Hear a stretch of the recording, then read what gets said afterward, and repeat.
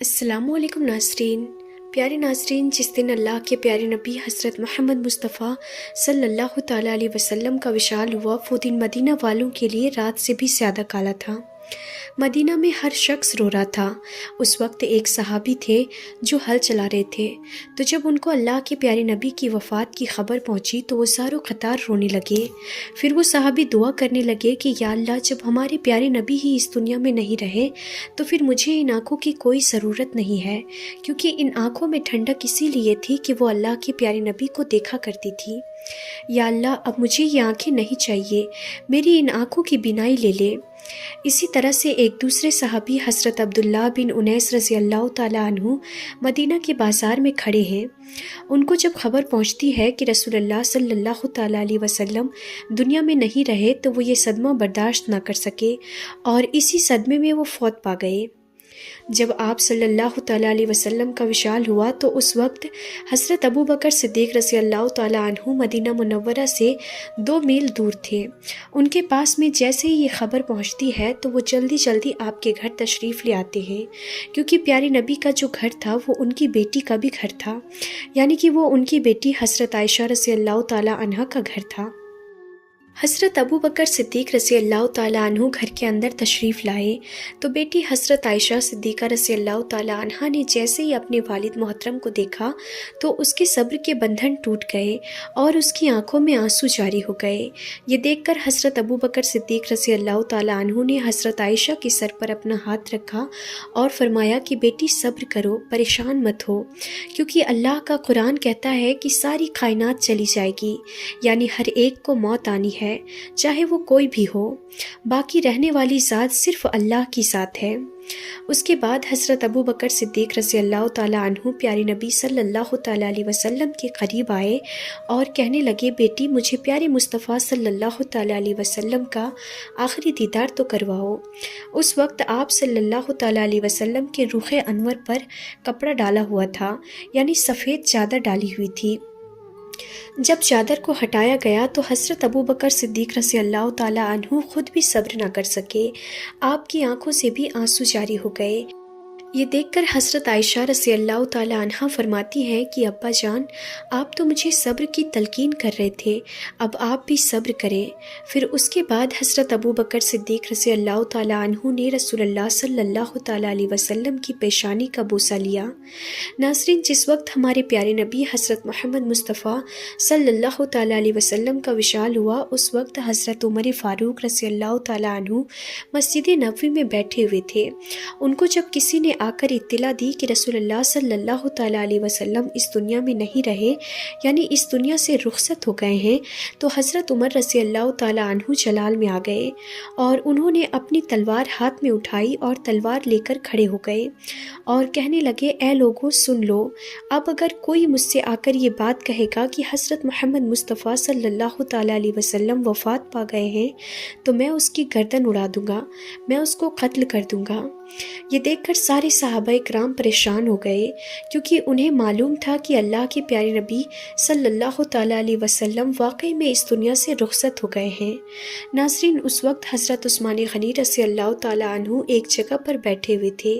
جیسے ہی ان کو یہ خبر ملی تو وہ ایک دم سے دیوار کی ایک طرف جا لگے۔ کون آ رہا ہے، کون جا رہا ہے، کون آ کر ان سے باتیں کر رہا ہے، انہیں کچھ بھی معلوم نہیں تھا۔ وہ افسوس کے اندر اتنے مدہوش ہو چکے تھے کہ آنے والوں کی انہیں کوئی خیر و خبر نہیں تھی۔ کسی نے سلام کیا، کسی نے کوئی بات کی، لیکن حضرت عثمان غنی رضی اللہ تعالیٰ عنہ کسی کی بھی بات کا جواب نہیں دے رہے تھے۔ ناظرین، آپ صلی اللہ تعالیٰ علیہ وسلم کا جب وصال ہوا تو اس وقت حضرت علی شیر خدا کہیں گئے ہوئے تھے۔ ان کے پاس جب یہ خبر پہنچتی ہے تو حضرت علی رضی اللہ تعالیٰ عنہ آپ کے حجرے میں فوراً تشریف لے آتے ہیں اور آ کر ایک طرف کھڑے ہو گئے۔ اس کے بعد حضرت علی نے پیارے نبی کے رخ انور سے کپڑا ہٹایا اور کچھ عجیب الفاظ کہے۔ حضرت علی رضی اللہ تعالیٰ عنہ کے بارے میں تاریخ بتاتی ہے کہ اس وقت حضرت علی نے فرمایا، یا رسول اللہ صلی اللہ تعالیٰ علیہ وسلم، آپ نے اگر مجھے رونے سے منع نہ کیا ہوتا تو میں آج اتنا روتا کہ میں اپنے آنسوؤں کے ساتھ آپ کو غسل دیتا۔ اس کے بعد حضرت ابو بکر صدیق رضی اللہ تعالیٰ عنہ فوراً مسجد نبوی میں تشریف لے آئے، اور جب دیکھا کہ مسجد میں سارے صحابہ بے اختیار رو رہے ہیں، ان کی عجیب و غریب کیفیت ہو چکی ہے، تو یہ دیکھ کر پھر حضرت ابو بکر نے سارے صحابہ کو ایک جگہ پر جمع کیا، اور جمع کرنے کے بعد ایک چھوٹا سا خطبہ ارشاد فرمایا۔ حضرت ابو بکر کا خطبہ سن کر سارے صحابہ کرام سمجھ گئے کہ رسول اللہ صلی اللہ تعالیٰ علیہ وسلم کا واقعی میں وصال ہو چکا ہے۔ اس کے بعد میں سارے صحابہ کرام اللہ کے پیارے نبی کی تدفین کو لے کر مشورہ کرنے لگے، یعنی وہ آپس میں باتیں کرنے لگے کہ حضرت محمد مصطفیٰ صلی اللہ تعالیٰ علیہ وسلم کے لیے کس زمین کے کس حصے میں قبر مبارک بنائی جائے، یا پھر مسجد نبوی کے کسی کونے میں ہی قبر مبارک بنائی جائے۔ بس یہی سوچ کر سارے صحابہ کرام پریشان ہو رہے تھے، اور سب اپنی اپنی رائے بھی دے رہے تھے، لیکن اس وقت حضرت ابو بکر صدیق رضی اللہ تعالیٰ عنہ خاموش تھے۔ وہ خاموشی کے ساتھ اٹھے اور بیٹی حضرت عائشہ کے گھر تشریف لے گئے۔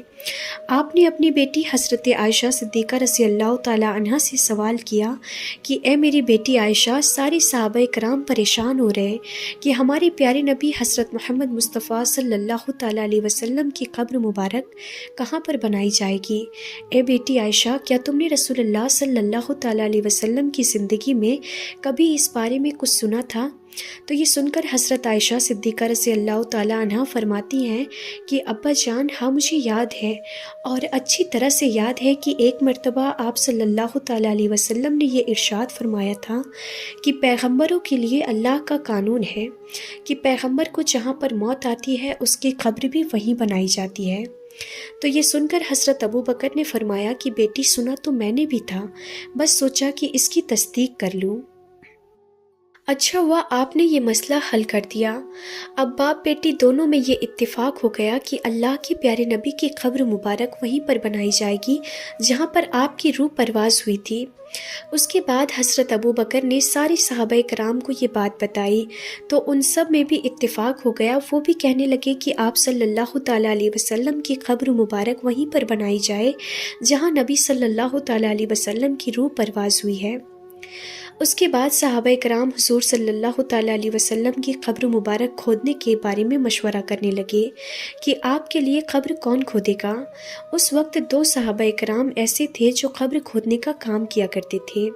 ان میں سے ایک کا نام ابو طلحہ تھا اور دوسرے صحابی کا نام ابو عبیدہ بتایا ہے۔ اب صحابہ کرام سوچنے لگے کہ ان دونوں میں سے کس کو پیغام بھیجا جائے، کس کو بلوایا جائے۔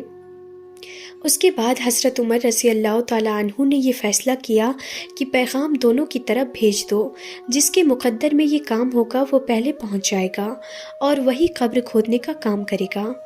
بس یہی سوچ کر پھر دونوں صحابہ کی طرف پیغام پہنچایا جاتا ہے، لیکن ابو طلحہ رضی اللہ تعالیٰ عنہ پہلے پہنچ جاتے ہیں اور آ کر پیارے نبی کی قبر مبارک کو کھودنا شروع کر دیتے ہیں۔ اس کے بعد صحابہ کرام رضی اللہ تعالیٰ عنہ آپ صلی اللہ تعالیٰ علیہ وسلم کی غسل کو لے کر مشورہ کرنے لگے اور سوچنے لگے کہ آپ کو غسل کون دے گا۔ اب ہر ایک کی تمنا تھی کہ وہ حضرت محمد مصطفیٰ صلی اللہ تعالیٰ علیہ وسلم کو غسل دے، کیونکہ زندگی کا یہ آخری موقع تھا نبوت کے جسم کو ہاتھ لگانے کا اور سعادت حاصل کرنے کا۔ اسی لیے کون نہیں چاہتا کہ آخری وقت میں ان کے ہاتھ نبوت کے جسم کو لگے۔ ہر صحابی کی یہی خواہش تھی کہ ہاتھ میرے ہوں اور جسم مبارک پیارے نبی صلی اللہ تعالیٰ علیہ وسلم کا ہو، لیکن یہاں پر ہر ایک کی تمنا کیسے پوری ہو سکتی تھی؟ اس کے لیے پیارے نبی صلی اللہ تعالیٰ علیہ وسلم نے پہلے ہی یہ وصیت فرما دی تھی کہ میرے غسل سے لے کر دفنانے تک کی ساری رسمیں میرے اہل بیت اور اہل خاندان کے لوگ ہی کریں۔ اسی لیے پھر آپ کو غسل حضرت فضل بن عباس، حضرت قسم بن عباس، حضرت علی شیر خدا اور حضرت اسامہ بن زید رضی اللہ تعالیٰ عنہ نے مل کر دیا۔ ناظرین، ہمارے پیارے نبی صلی اللہ تعالیٰ علیہ وسلم کا چہرہ مبارک پہلے سے ہی بہت زیادہ حسین تھا۔ آپ کا چہرہ پہلے ہی چاند سے زیادہ چمک رہا تھا، لیکن آپ کو غسل دینے کے بعد میں آپ کا چہرہ مبارک اور بھی زیادہ چمکنے لگا۔ غسل کے بعد میں سہول گاؤں میں بنے ہوئے 3 سوتی کپڑوں کا کفن بنایا گیا۔ ان میں قمیص و عمامہ نہیں تھا۔ آپ کے جنازے کی نماز پہلے مردوں نے، پھر عورتوں نے اور اس کے بعد میں بچوں نے ادا کی۔ آپ کا جنازہ جنازہ مبارک حجرہ مقدس کے اندر ہی تھا۔ باری باری سے لوگ حجرے کے اندر آتے رہے اور نماز ادا کرتے رہے۔ یہاں پر کوئی بھی امام نہیں تھا۔ اس کے بعد ہمارے پیارے نبی صلی اللہ تعالیٰ علیہ وسلم کے جسم اطہر کو حضرت علی، حضرت فضل بن عباس اور حضرت قسم بن عباس نے قبر مبارک کے اندر اتارا۔ ناظرین، ہم آپ کو بتا دیں کہ ہمارے پیارے نبی حضرت محمد مصطفیٰ صلی اللہ تعالیٰ علیہ وسلم نے وفات کے بعد میں نہ ہی کوئی درہم چھوڑی اور نہ ہی کوئی دینار چھوڑا اور نہ ہی کوئی کنیز اور غلام چھوڑا۔ صرف آپ نے اپنا ایک سفید خچر اور کچھ ہتھیار چھوڑے اور تھوڑی بہت زمین جو عام مسلمانوں پر صدقہ کر کے چھوڑی گئی تھی۔ بس یہی کچھ چھوڑ کر آپ اس دنیا سے ہمیشہ ہمیشہ کے لیے پردہ فرما گئے۔ سلام ہو ہمارے پیارے نبی حضرت محمد مصطفیٰ صلی اللہ تعالیٰ علیہ وسلم پر۔ تو ناظرین، آج کی اس ویڈیو میں بس اتنا ہی۔ ہم پھر ملتے ہیں ایسی انفارمیٹیو ویڈیوز کے ساتھ۔ تب تک کے لیے خدا حافظ۔